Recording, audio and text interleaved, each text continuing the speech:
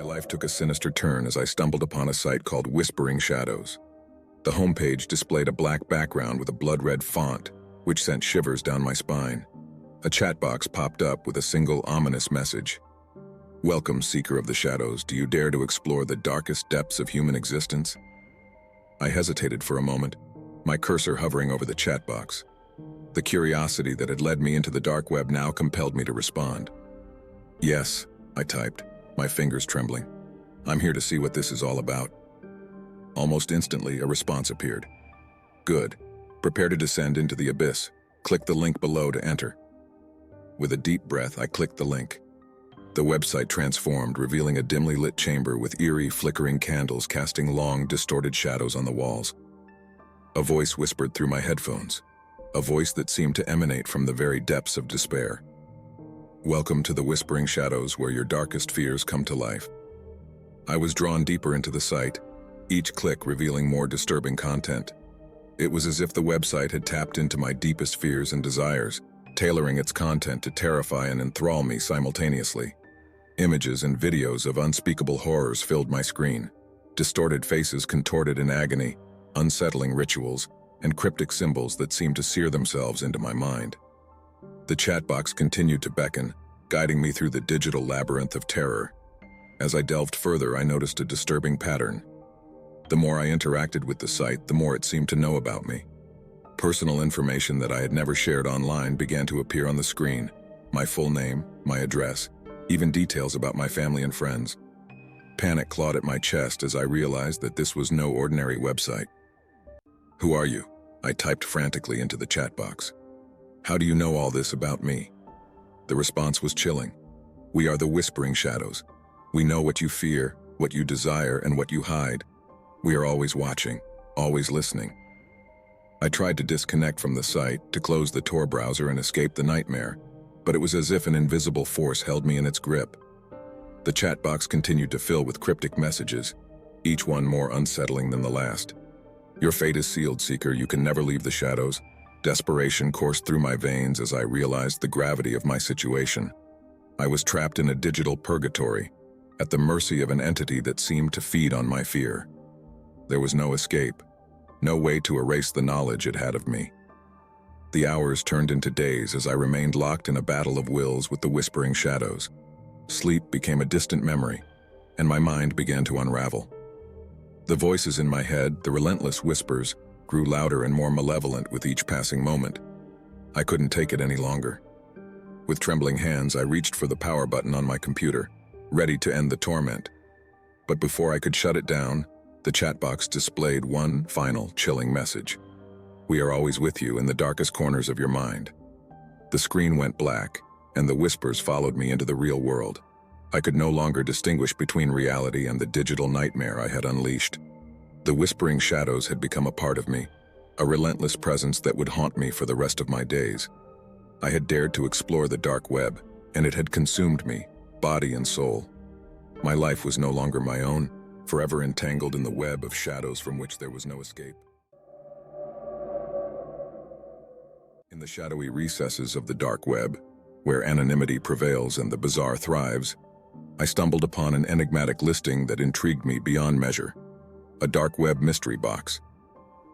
The description was cryptic, promising an assortment of unknown items from the darkest corners of the internet. My curiosity got the better of me, and I decided to purchase the box for a sum of Bitcoin that vanished from my wallet without a trace. Weeks passed, and I almost forgot about my peculiar purchase until one evening, a nondescript package arrived at my doorstep. It was plain, brown, and bore no markings. A sense of foreboding washed over me as I tore the packaging open, revealing a black, unmarked box inside. Carefully, I lifted the lid. A foul odor wafted from the box, making me recoil in disgust. I stared into the darkness of the box, illuminated only by the pale glow of my computer screen. Inside were several items, each more unsettling than the last. The first was a cracked porcelain doll with hollow eyes and a faded yellow dress.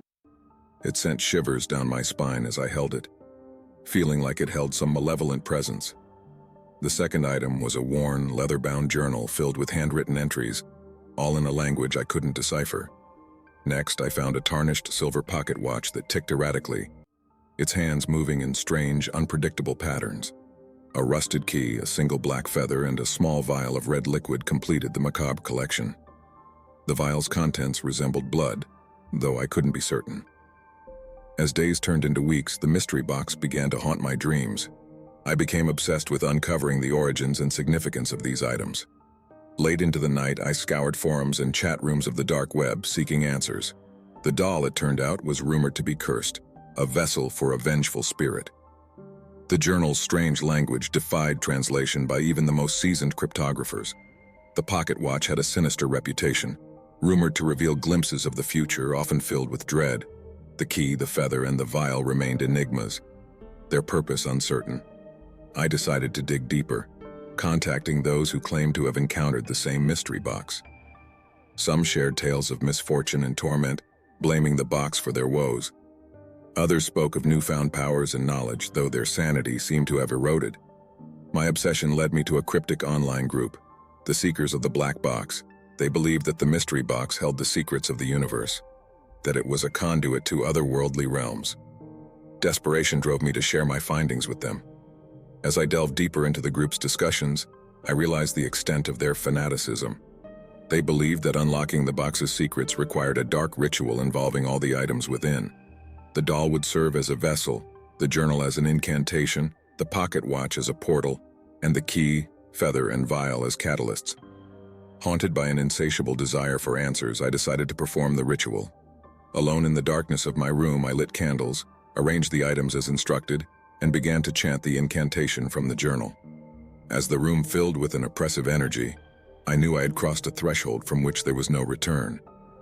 The ritual reached its climax when the pocket watch suddenly stopped ticking, freezing at the stroke of midnight. A blinding light burst forth, engulfing me in a maelstrom of swirling shadows and unknown dimensions. I felt my very essence unraveling, my consciousness slipping away.